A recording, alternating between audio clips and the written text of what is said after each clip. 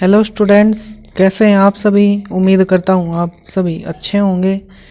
तो आज हम फिर से अपना 10th क्लास मैथ्स की क्लास और टॉपिक हम अपना जो पिछला था उसी को ही आगे कंटिन्यू करते हैं। आज हमारा है मेथड LCM HCF, यानी उससे पहले हम बात करेंगे कि थोड़ा सा एक आउटलुक देखेंगे प्राइम फैक्टराइजेशन।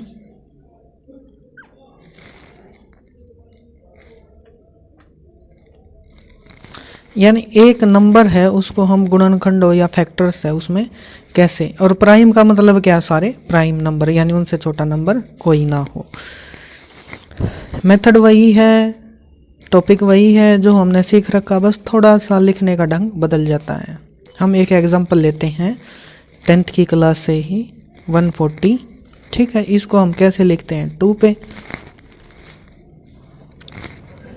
पे गया 70, फिर 2 पे अगेन गया, ये आ गया हमारा 35, फिर ये जाता है हमारा 5 पे, 5 7 जा 7 पे 1, ये हमारा यहाँ पे 1 आ जाता है। तो इससे आगे तो हम डिवाइड करेंगे नहीं और लिखेंगे कैसे, 140 है, इसको हम लिखेंगे 2 इंटू 5 इंटू में 7। ये हमारा, इसको हम थोड़ा सा और लिख लेते हैं एक्सपेंड करके, कोलैबोरेट करके, 2 का स्क्वायर इंटू में 5 इंटू 7, क्योंकि यहाँ पर पावर 2 है। आप अच्छी तरह से जानते होंगे कि एक फार्मूला होता है, एक फार्मूला तो नहीं कह सकते हम, जो पावर है वो लिखने का एक कंसेप्ट होता है। क्या होता है, यानी a की पावर m है और a की पावर n है, यानी जब बेस सेम होते हैं, पावर अलग अलग हो और मल्टीप्लाई में होती है तो हम पावर ऐड कर देते हैं, यानी a की पावर m प्लस n। यानी एक एग्जांपल लेते हैं कैसे, जैसे मैं करता हूँ यहाँ पे 4 की पावर 6 और ये गुना है 4 की पावर 10 पे। तो जैसे ये बात हुई बेस की, तो बेस है यहाँ दोनों का सेम, तो क्या रहेगा, 4 की पावर ब्रैकेट 6 प्लस 10, यानी आंसर आएगा 4 की पावर 16। तो ऐसे ही हमारा ये हमने लिखा। फिर एक और लिख लेते हैं 156 को हम, अब क्लास बड़ी है तो थोड़ा सा शॉर्ट मेथड से करेंगे, ये हम इतना ज़्यादा नहीं करके देखेंगे। तो अब माइंड में ही कैलकुलेशन होगी, सबसे छोटी संख्या 2 पे गया, 2 से डिवाइड हो रहा है, 2 से डिवाइड हो रहा है ये उस पे 78 पे, 78 फिर डिवाइड होएगा 2 से, फिर आएगा ये 39, फिर ये जाएगा 3 पे, फिर बच जाएगा हमारा 13 और फिर हमारा जाएगा 13 पे डिवाइड। यानी इसको भी हम कैसे लिख सकते हैं, 2 का स्क्वायर इंटू 3 इंटू 13। ये सारा 10th का जो मैथ है एक्सरसाइज 1.2 NCERT, वहाँ से हम अपना टॉपिक कंटिन्यू कर रहे हैं। फिर अगला सम फिर है एक संख्या 3825, इसको हम आगे बढ़ाते हैं, ये जाएगा 3 पे, 3 इंटू 5 इंटू 5 इंटू 17। इसको हम लिख सकते हैं 3 स्क्वायर इंटू 5 स्क्वायर इंटू 17। फिर एक डिजिट और देख लेते हैं 10th की ही, 505, ये जाएगा 5 पे, फिर जाएगा 7 पे, फिर जाएगा 11 पे, फिर जाएगा 13 पे। फिर एक डिजिट और है 7429, ये जाएगा 17 पे, फिर डायरेक्ट 19 पे, फिर 23 पे। ये थी एक छोटी सी आउटलुक प्राइम फैक्टराइजेशन की। और फिर हमारा अगला जो कंसेप्ट रहेगा वो है LCM और HCF बाय प्राइम फैक्टराइजेशन।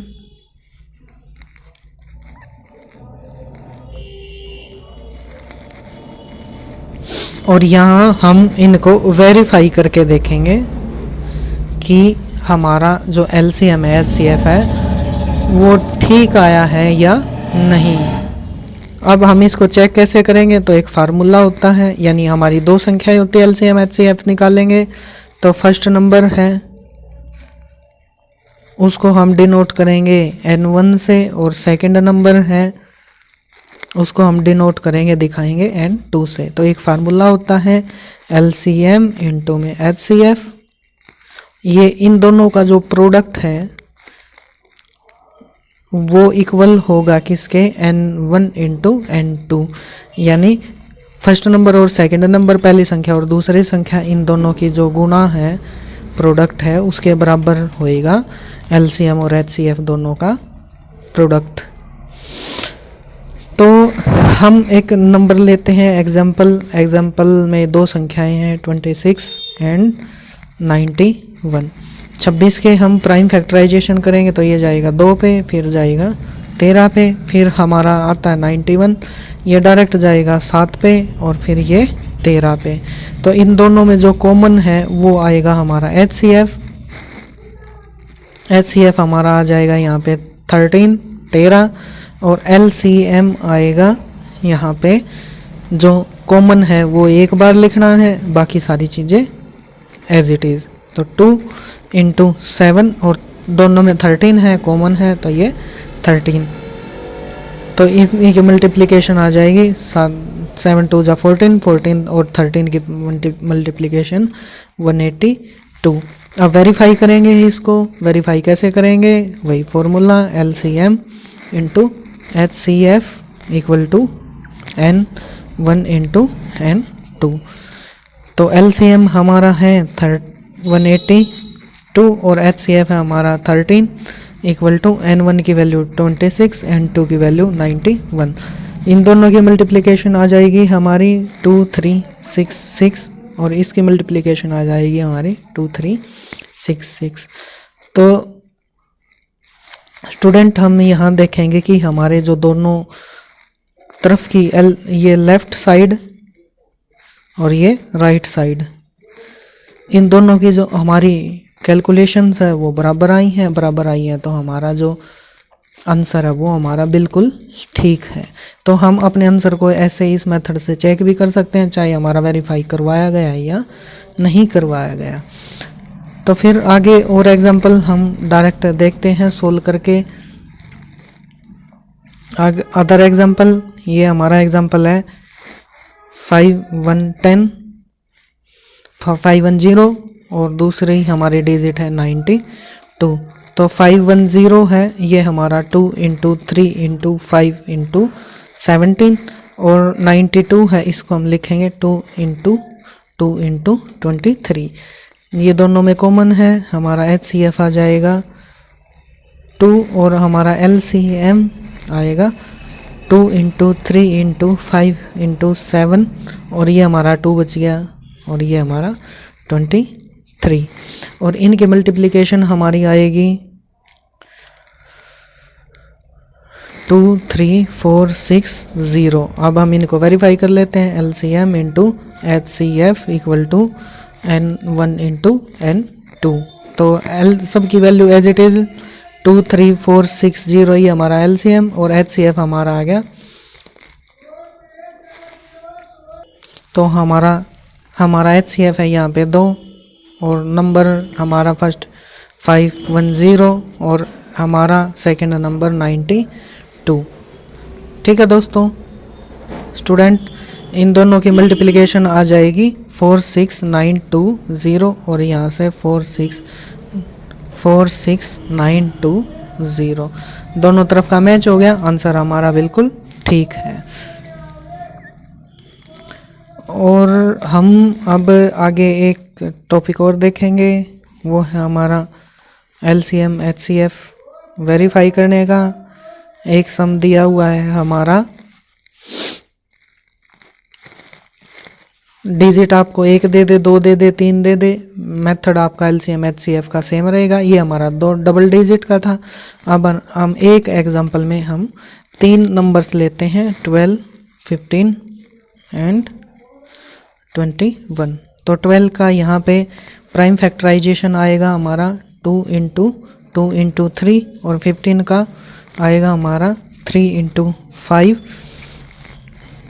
21 का हमारा प्राइम फैक्टराइजेशन आएगा 3 इंटू में 7। तो यहाँ से जो मैच होता है इन तीनों में वो है 3 का पेयर। तो HCF हमारा आ जाएगा 3 और LCM की हम बात करें तो 2 इंटू 2 इंटू 3 इंटू 5 इंटू 7, ये हमारा आ जाएगा 420। चलिए स्टूडेंट एक एग्जांपल और देख लेते हैं यहाँ पे। तो एग्जांपल से जो प्रैक्टिस है वो बेहतर होती है। कई बार क्या होता है बच्चों को परेशानी होती है, इनमें कोई भी कॉमन नहीं आता। एग्जांपल देख लेते हैं 17, 23 एंड 29।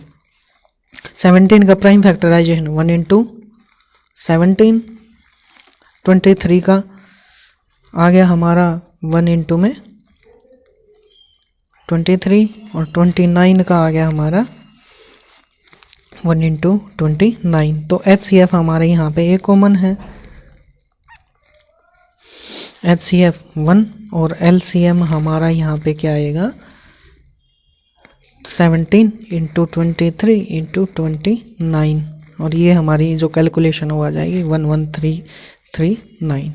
अब ये होता है कि ये 1 आया कैसे, तो ये 1 आया ऐसे 17 1 पे गया और ये 1 बच गया, तो 1 हमारा ये रहा और 17 हमारा ये रहा। इस तरीके से जब कोई भी डिजिट कॉमन नहीं होती तब हमारा जो कॉमन होता है वो होता है 1। ठीक है स्टूडेंट, आगे हम अपना टॉपिक कंटिन्यू करते हैं।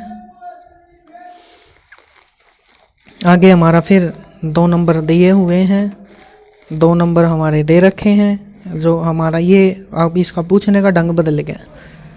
पूछना ये बोलता है HCF 306 और दूसरा डिजिट है 651 और फिर ये है 9 और ये एक दे रखा है LCM ब्रैकेट